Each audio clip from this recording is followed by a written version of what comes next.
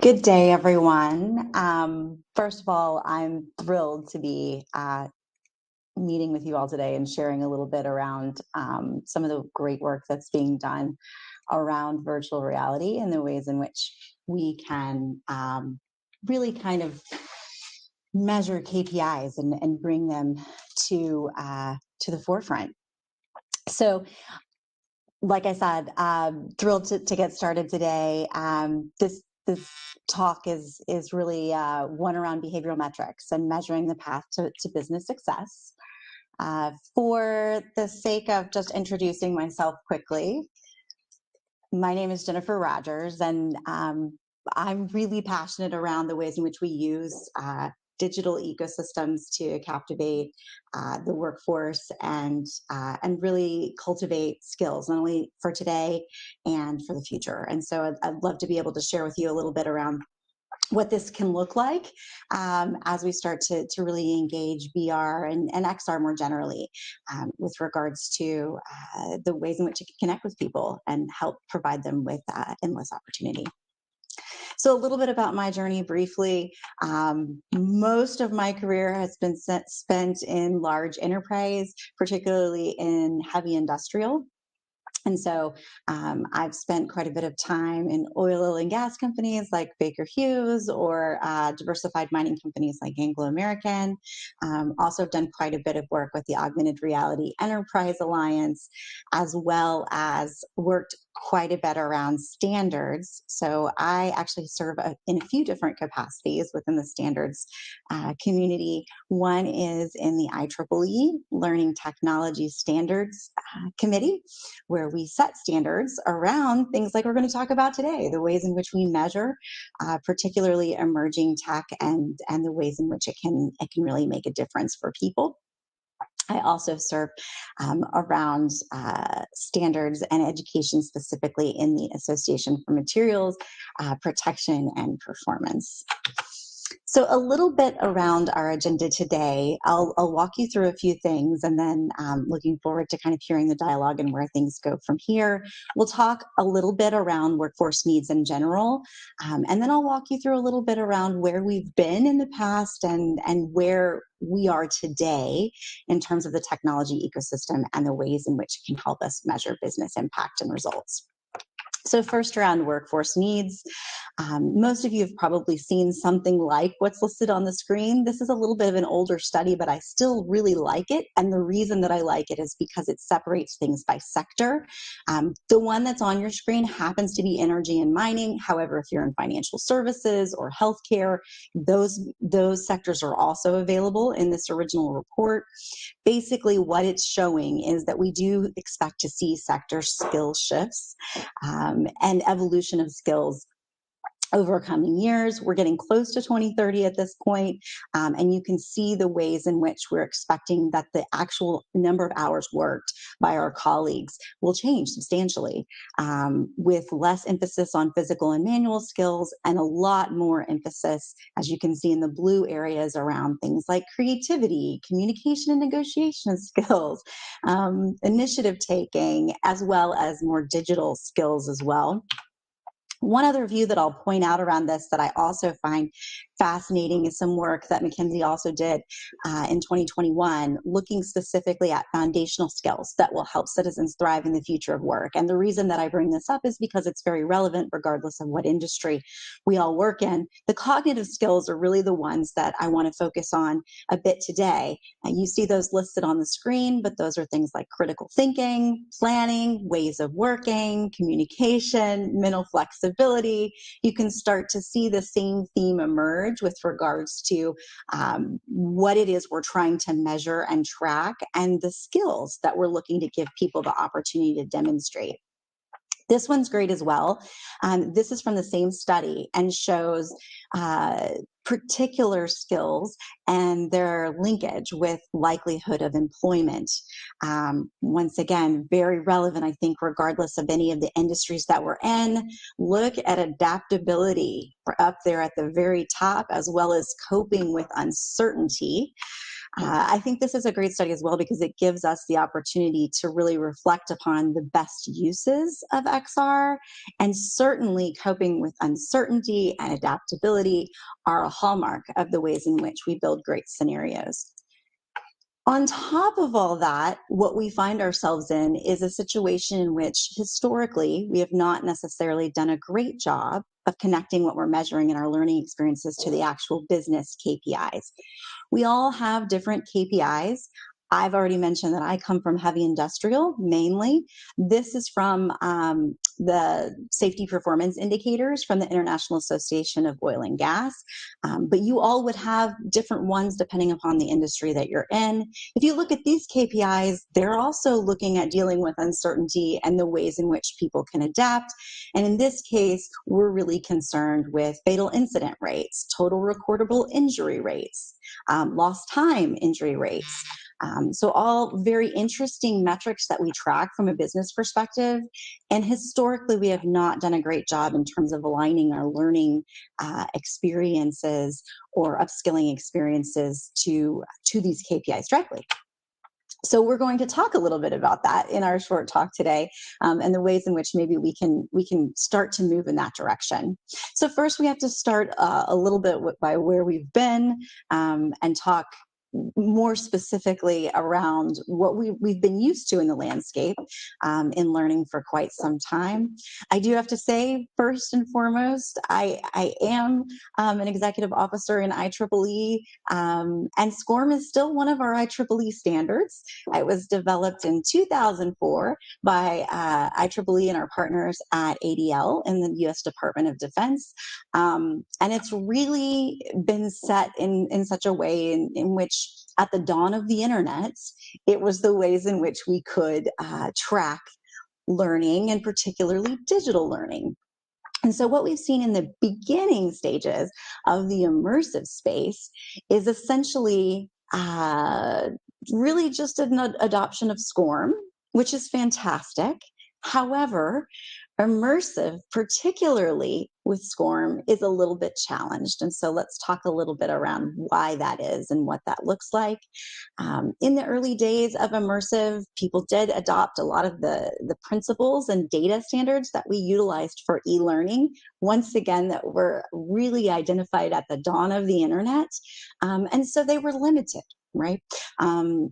I'm sure all of you have seen scenarios in which you're in an immersive environment and then questions pop up and it's multiple choice and you pick an answer, and it sort of measures whether you got that answer right or whether you got it wrong. Nothing wrong with that. That's great, and SCORM certainly supports that. But we've moved past a lot of this in terms of our capacity. What we would have seen in the past is what you see on the right side of the screen, which should be very familiar to most of you in this audience, which basically looks at metrics around assigning learning experiences, tracking learning experiences, and maybe indicating a score. Time studies have also been a big part of some of the immersive work in the very beginning stages, because it was easy to measure. That said, the time in which it takes to perform a task in an immersive scenario may or may not be the same as the time in which we would expect someone that has mastered a particular task or procedure to perform it in the real world. So once again, we still have quite a bit of improvement that we can do. As I've said before, one of the biggest challenges is looking at business needs. And while things like, did someone participate in a learning experience? Did they complete it? Did they get a score? Did they pass or fail? It's great from a compliance standpoint. It doesn't necessarily get us to the point in which we can align to business needs. I've talked a little bit before about the industries that I primarily work in heavy industrial. Most of our sites and rolling up to our larger enterprise tracking is looking at things that are more similar to an enterprise or an EHS, right?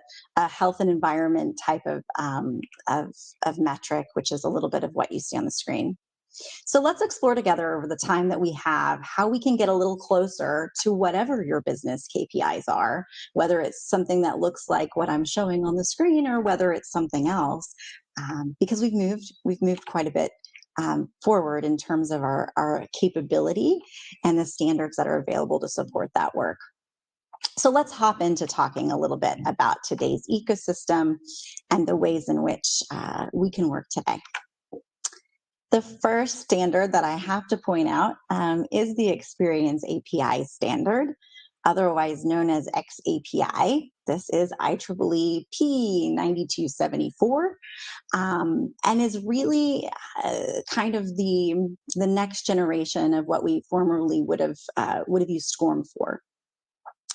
xAPI version 1 was released in 2013. Version 2 was released in 2023, so just last year. It's had a lot of updates. I'll talk a little bit about that throughout the course of our conversation in terms of business KPIs and metrics. And we're very proud as well that it is full open source standard, fully available to anyone. Our intent is really to ensure that everyone has access to it. So lots and lots of information and documentation around the standard itself. But for those of you that are not familiar, we'll walk just quickly through the basic syntax that makes up this data standard. The basic syntax is really composed of three parts. It is a subject, verb, object data standard. So the first part has to do with people or groups of people. The next part has to do with actions or behaviors that those people or groups of people are demonstrating in an environment, in this case, in an immersive environment. And then the last part is the objects. So the objects are objects that the individuals are experiencing in the scenario. They can be fixed physical objects. They can also be other people that are in the environment that they're interacting with as well. And you can start to see how, as we move from the age of SCORM, where we essentially were just kind of passively tracking how people were consuming digital assets, the xAPI standard goes much further and gets us to tracking and measuring behavior change and skill development. There's another really fun part of this standard that's important for you to know about, and that is the additional parameters associated with the standard. In this case, these are optional extensions that you can use, but highly, highly relevant and significant to immersive in particular. One of them is, I'm going to start actually on the right side of the screen. One of them is context. So what is the context that an individual finds themselves in a scenario? In some cases, they walk into an immersive context, and then something happens, and we expect that context to change, whether that's environment or location, a particular risk profile, or what have you. The important part here is, what is the context, and are we measuring the scenario or context that we're putting an individual in? The results now on the left side of the screen start to talk about what happens. So we put an individual in an immersive scenario or experience in a particular context. They perform an action on objects or assets in that environment and or with people, and something happens, right? There is some kind of result. We can tie that to operational KPIs. We can tie that to performance outcomes. Once again, getting a lot closer to those KPIs that we talked about. So what does this look like practically? Let's talk about that for just a moment before we go into some of the case studies to look at the ways in which we've done this with some of the Warp VR scenarios. But the first part is that concept of people that you see in the purple box. And what we're looking for, ideally, is some kind of state change in people over time. But essentially, a person is coming into an environment or experience, and we're immediately putting them in a scenario. Now, that scenario is comprised by a couple of different aspects. We call that a presentation or environment layer, depending on whether it's virtual reality or augmented reality. But essentially, we're putting that person in a context, and there's content or objects that are in that context with them in the immersive scenario. And what we're looking to track is what behavior or response do we trigger in that person by putting them in that context and in that presentation environment. We're looking to trigger some kind of response and measure what that response is. That can come from the perspective of the specific behaviors or actions that the person demonstrates, or the results that happen there. The idea behind this is, as we start to move into adaptive systems, we can actually adapt the next scenario based upon the decisions or actions that the individual took in the beginning. And that really comes down to just some basics around, once again, that xAPI statement. We have the subject, verb, object, as well as context and results. Interestingly, we also have an emerging standard called the Learning and Employment Record, and this allows us to actually then take what we've learned about individual skill development over time and collect that in a digital wallet that we can once again use as they enter into the next learning experience to adapt it to their specific needs and where they are. Now, most of you are probably familiar with the idea that conditions or context and actions are super relevant in terms of what we're looking for in terms of tracking. So once again, this taken from the safety performance indicators, but showing again where we end up with failures. They're almost all conditions or acts by people, and all of those are fully measurable by the standard. There are other error traps to kind of think about that help you to understand a little bit around where you might use immersive scenarios and measure them to their fullest extent. You can take a look at some of these on the screen, but essentially we're looking at anything from the perspective of boring or trivial repetitive actions where people might not be thinking about the behaviors that they're triggering, all the way into places where there are unexpected environments, as we talked about at the very beginning. Now, one of the most interesting things I have to share with you all is a case study where we've actually taken this and put this into practice with a scenario from WARP. And in this one, it was a dropped objects scenario, once again, in the energy space. We started out with very basic types of tracking, as we've talked about before, and ended up in a place where we really could track something more similar to KPIs in the business environment. You can see on the screen how we actually incorporated some of the parts of the xAPI syntax and places that we added some parts of the data structure to be able to really track what it is that we wanted to track around the starting and ending context, what people actually did in the scenarios, as well as the objects they were acting upon and particular results. To show you a little bit around how this actually ended up, what you see on the screen is actually the data from a learning record store showing what people actually did in the scenario. So in the top of the box, you can see the behaviors that our colleagues demonstrated in a medium risk context within this scenario. We can look at their incorrect actions and what barriers may have failed around the actions that they took or didn't take, and then even some evidence of competency towards particular skills or capabilities. In this case, this was hazard identification and what we actually saw in terms of fulfillment of competency there.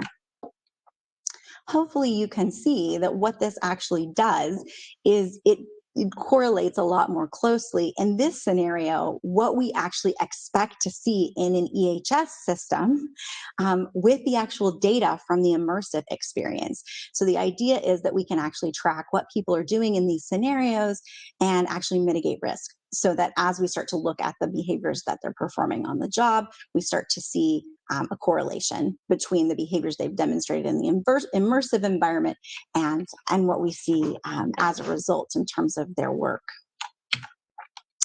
There are some other pieces to think about around this. I won't go into a lot of detail here, but you did see that there was a connection to competency in that data. There are a lot of open source linked data standards that you can utilize for the results portion of your data. Credential Engine is a perfect example of an open repository where you can actually connect linked data and really kind of make that connection around upskilling and competency. And finally, in closing, I wanted to make sure that I really articulated that we would love for a lot of you to join us on the IEEE side in some of our active working groups that are working on the continuation of the ability to use a lot of the concepts and standards that we've talked about. You see those listed on the slides here in terms of data standards that are active or published that are relevant to what I've shared today. You don't have to be an IEEE member to participate in IEEE standards working groups. And so if all of you are interested in continuing to push the space forward, I would encourage you to join us in our work around some of those standards. Otherwise, the ones that are published are open source and freely available in GitHub with all of the documentation that you would need to put them into practice. So without any further ado, once again, the call to action is really for you to join us either on the IEEE side, or the U.S. Chamber of Commerce Foundation also has a great piece of work around innovation and talent pipelines. And those would all be really wonderful places for you to join us in the creation and shaping of the future around learning technology. I am always available as well. You can reach me on LinkedIn or via email to talk more about these things and the ways in which they can be implemented in your environments. I'm really excited about the future and the promise of immersive in particular as it relates to upskilling people, and can't wait to see where you all end up on your journey and the ways in which we can support. Thank you very much.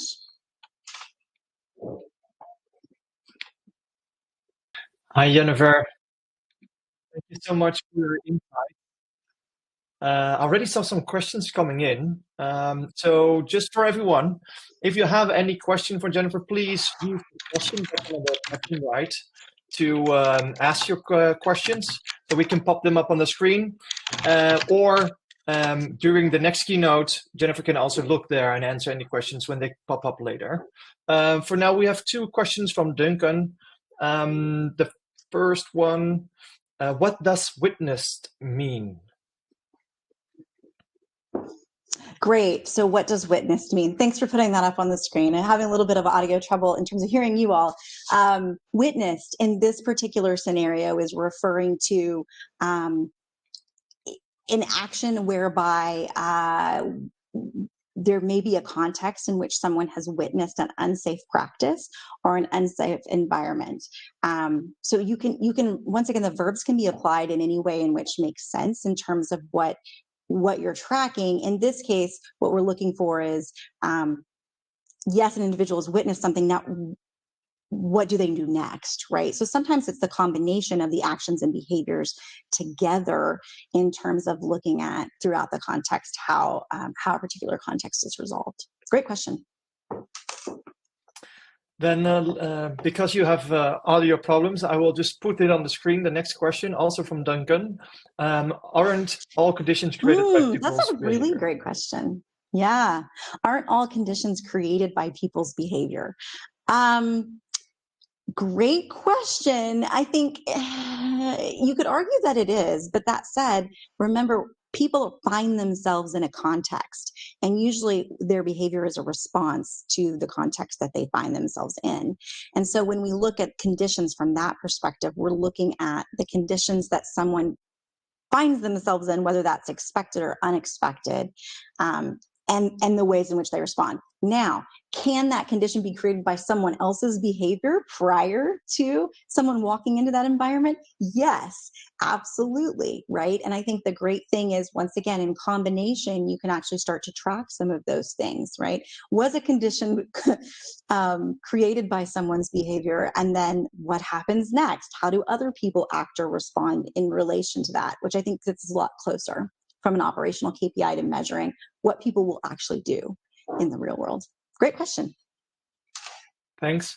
I also had a question myself, so I just added it. I will pop it up on the screen. So when you're tracking results, what do you do before trainees begin a scenario? So do you need a control to compare the results? Yeah, so when you're tracking results, I think it's important to understand exactly how people do respond. And I think that's what this question is getting at in terms of before they begin a scenario, do you need a control to compare results to and everything else? I think it's always ideal to kind of see what the pattern of behavior is. And I think that gets to the spirit of what we're trying to accomplish, which is really that as we start to build skills within people, and particularly the skills of tomorrow, there might not be one right answer to a way to interact in a particular scenario. There might be a multitude of different ways in which you could resolve a context. And how beautiful is that to see those and have the opportunity to compare those over time? Once again, making some connections to operational KPIs. A lot of our organizations do also know what behaviors people have demonstrated in actual operational scenarios in the past, and that can also be a benchmark if you have that type of data. Perfect, thanks. Last question also from Duncan. Thank you, man, for all the questions. It's great. Here it goes. How do you know someone has witnessed something? Great question. How do you know that someone has witnessed something? Are we talking about in the real world, or are we talking about in an immersive scenario? And I think the reason that I'm asking that question is, yes, witnessing something is certainly an internal process. When we use it, though, around context in an immersive scenario, for example, if we put something in a scenario in which we know that someone is taking the person in the scenario, not the person experiencing it in the headset, but another person that's in the scenario, the video scenario itself, is taking an action. Like in the scenario that we worked on, there was a supervisor that kind of said, get back to work, don't worry about this, get back to work.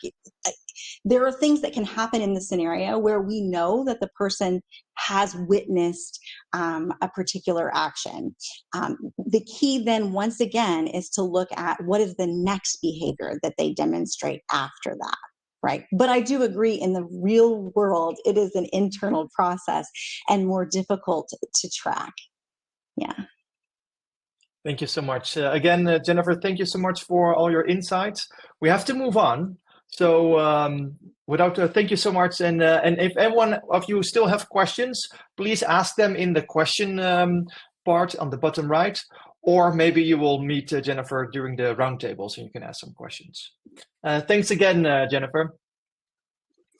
Goodbye, everyone. Once again, it's been a real privilege and honor. Would love to connect with you all if you're interested in using some of these metrics going forward.